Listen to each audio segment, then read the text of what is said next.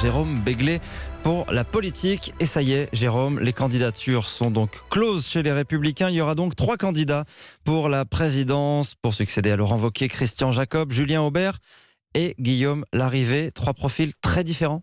3 candidats qui représentent en tout cas les 3 familles classiques de la droite. Commençons par Christian Jacob, 59 ans, l'ultra favori. Il est un exploitant agricole, maire, puis député de Provins, un chiracien devenu sarkozyste. C'est un baron des Républicains, longtemps président du groupe à l'Assemblée nationale. Il veut redonner du souffle et de la voix aux élus locaux. On ne lui connaît pas d'ennemi déclaré, c'est un proche de François Baroin.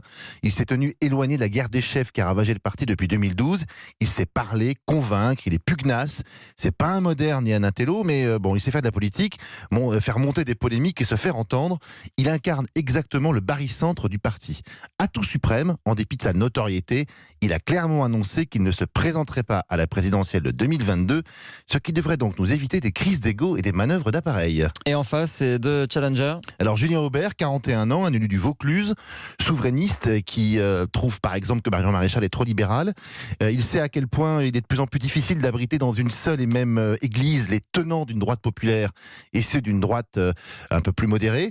C'est un énarque qui ne dédaigne pas faire des risettes aux électeurs du Rassemblement national et ne rechignerait donc pas à laisser partir les élus ou adhérents centristes dans une autre formation politique tout en passant des accords électoraux avec eux lors des élections locales. Un retour au bon vieux temps de RPR et de l'UDF en somme. Enfin, Guillaume Larrivé, 42 ans, également énarque.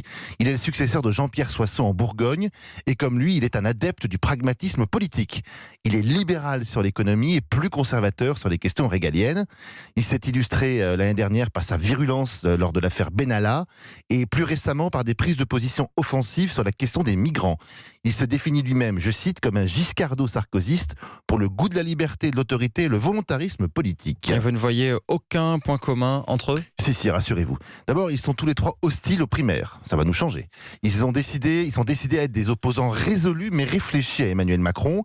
Et tous les 3 ont également été traumatisés par la guerre des chefs qui a fragilisé les Républicains.